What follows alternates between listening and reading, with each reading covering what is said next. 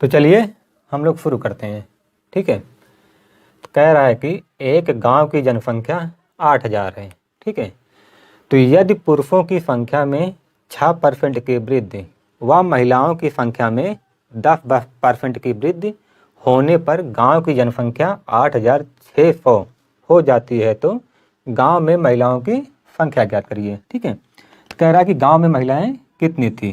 तो ये पहले वाली जनसंख्या पूछ रहा है, ना कि वृद्धि के बाद वाली। ठीक है, तो मैं इसके आपको हल करने के 3 तरीके बताऊंगा। ठीक है, तो पहले देखते हैं बेसिक वाला तरीका। पहला, तो मान लेते हैं हम गांव में पुरुषों की संख्या कितनी है, यक्ष है। ठीक है, अगर पुरुषों की संख्या यक्ष है पहले, तो महिलाओं की संख्या कितनी होगी, 8,000 माइनस यक्ष। ठीक है, 8,000 माइनस यक्ष। तो कह रहा है कि यदि पुरुषों की संख्या में 6% की वृद्धि, यानी यक्ष में यक्ष का 6% की वृद्धि। ठीक है, और प्लस, और कह रहा है कि महिलाओं में 10% की वृद्धि, महिलाओं में 10% की वृद्धि होने पर गांव की जनसंख्या 8,600 हो जाती है। तो पहले 8,000 था, अब 8,600 हो गई, तो वृद्धि कितनी की हुई, 600 की। ठीक है, तो पुरुषों का 6% और महिलाओं का 10% किसके बराबर हो जाएगा, 600 के। ठीक है, तो 6 बटे 100 प्लस 10 का इसमें गुणा हो जाएगा, 80,000 माइनस 10 बटे 100। ठीक है, बराबर 600। ठीक है, तो देखिए दोनों का हर बराबर है, तो इसको हम ऊपर जोड़ या घटाना जो भी है कर लेंगे। ठीक है, तो 6x में से 10x घटाएंगे कितना हो जाएगा, माइनस 4x प्लस 80,000। ठीक है, और 100 देखिए इधर नीचे 100 है, तो 100 का गुणा इससे हो जाएगा, इधर हो जाएगा 60,000। ठीक है, तो माइनस 4x और 80,000 उस तरफ चला जाएगा, तो 60,000 माइनस 80,000। ठीक है, तो माइनस 4x बराबर आ जाएगा माइनस 20x। ठीक है, तो माइनस से माइनस कट जाएगा और 4 से 5 बार जाएगा, तो x बराबर आ जाएगा 5,000। ठीक है, यानी पुरुष की जो संख्या थी वो कितनी थी, पहले 5,000, और महिलाओं की संख्या कितनी होगी, अगर टोटल जनसंख्या 8,000 है तो महिलाओं की जनसंख्या हो जाएगी 3,000। ठीक है, तो ये तो है इसका बेसिक वाला तरीका। ठीक है, अब मैं आपको इसका एक दूसरा तरीका बता रहा हूँ।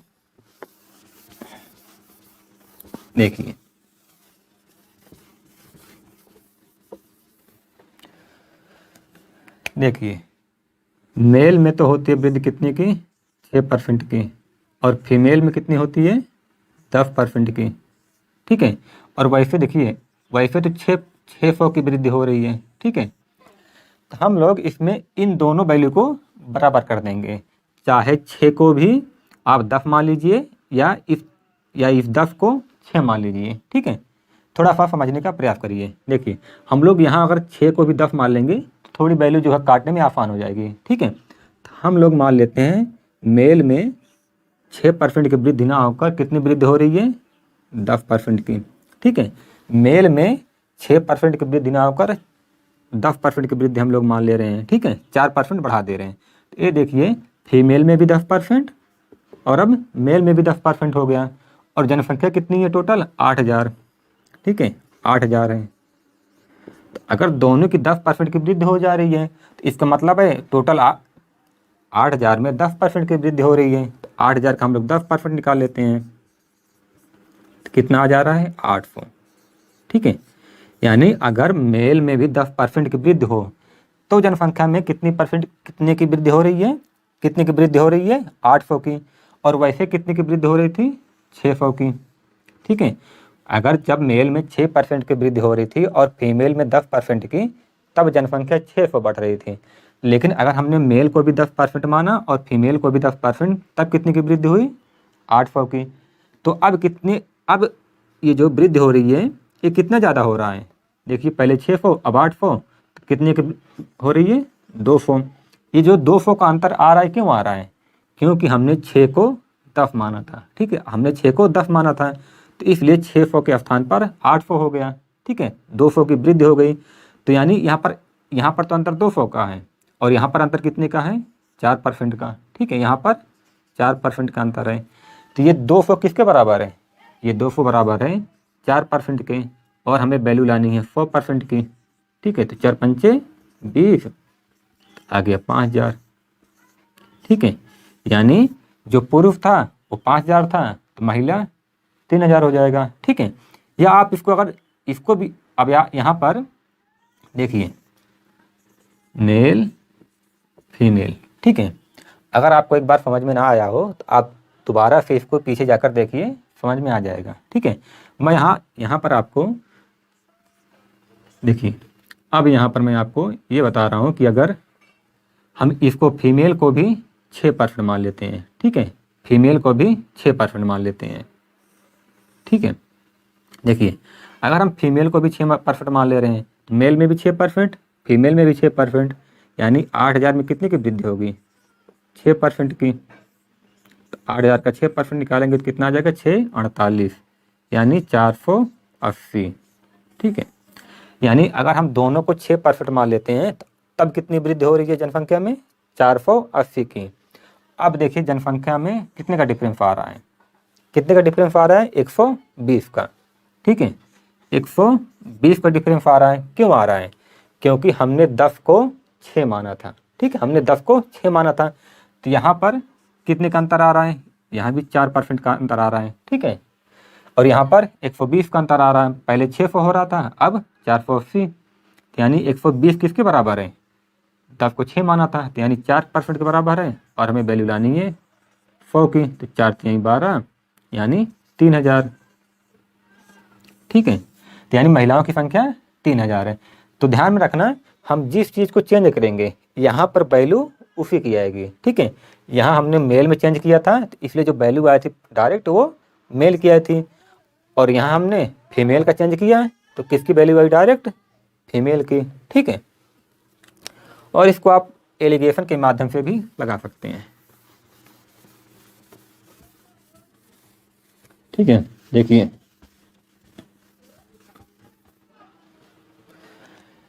देखिए मेल में कितने % की वृद्धि हुई है, 6, और फीमेल में 10, और टोटल वृद्धि कितनी हुई है, 600। हम टोटल वृद्धि निकाल लेते हैं, ठीक है। टोटल कितने % की वृद्धि हुई, तो 600 वृद्धि हुई है 8000 में, ठीक है। तो 600 8000 कितने % है, तो 0 4 2 8 15, ठीक है। तो आज आ रहा है 7.5%, ठीक है। मेल में तो 6% की, फीमेल में 10%, और टोटल वृद्धि कितनी हो जा रही है, 7.5% की, ठीक है। तो हम लोग इसका एलिगेशन निकालेंगे, तो इधर आ जाएगा 2.5, इधर 1.5, ठीक है, दशमलव से दशमलव, 5 5 25, 5 3 15, ठीक है। तो यानी जो जनसंख्या है वो, जो जनसंख्या पुरुष और महिला में वो कितना है, 5:3, ठीक है। तो 8000 है टोटल जनसंख्या, तो 8000 किसके बराबर है, 5 3 8, 8 के, और महिला का निकालना है तो 3 से गुणा कर देंगे, ठीक है। तो आ जाएगा यहाँ से 3000, ठीक है। तो चलिए सवाल को पढ़िए। तो कह रहा है कि एक विद्यालय में 2018 में 9600 विद्यार्थी थे, ठीक है।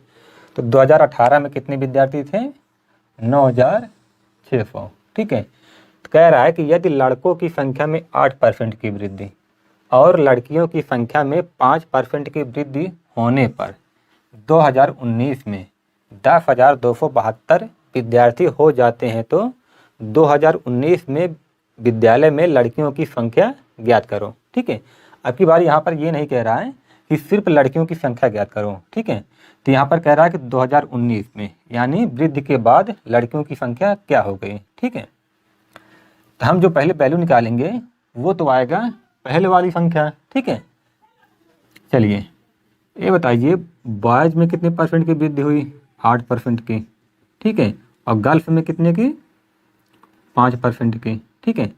और हमको लानी है वैल्यू, हमको ज्ञात करना है गर्ल्स वाला, ठीक है। इसलिए हम इस 5 को भी 8 मान ले रहे हैं, ठीक है, 5 को भी 8% मान ले रहे हैं, ठीक है। अब देखिए वैसे कितने की वृद्धि हो रही है, अगर 10,272 में 9,600 घटाएंगे तो कितना आ जाएगा? 4 2 6 672। ठीक है, वैसे तो 672 की वृद्धि हो जा रही है, लेकिन अगर हमने गल्फ को भी 8% मान लिया तब कितने की वृद्धि हो रही है?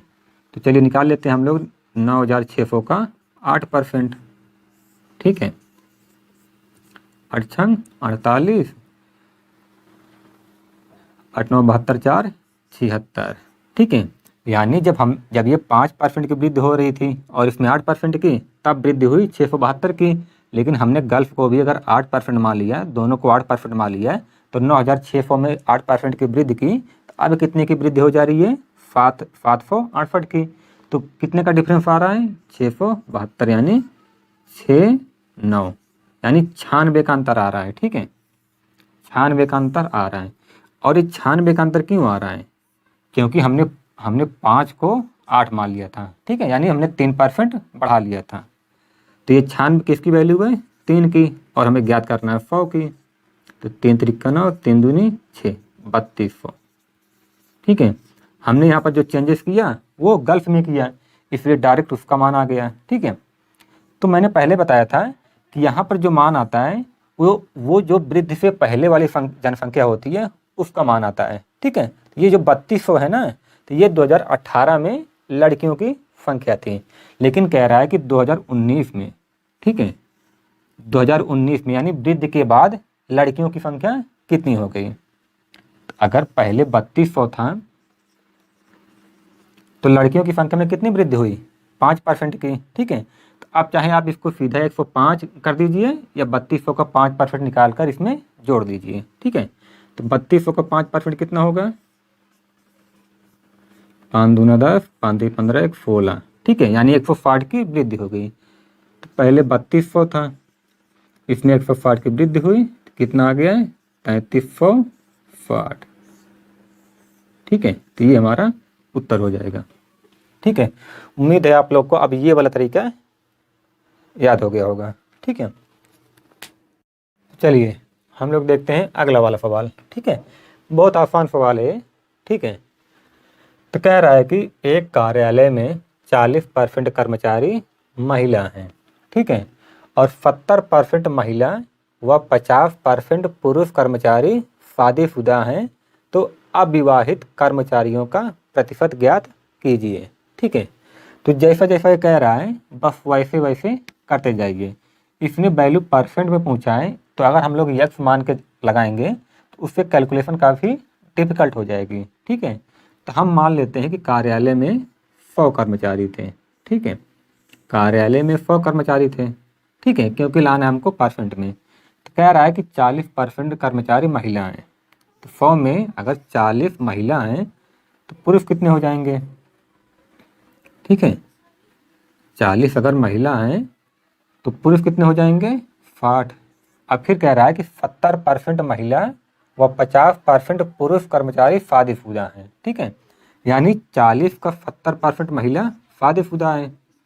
ठीक है, तो 40 का 70% कितना हो जाएगा? 28। ठीक है, यानी 40 में से 28 महिलाएं शादीशुदा हैं।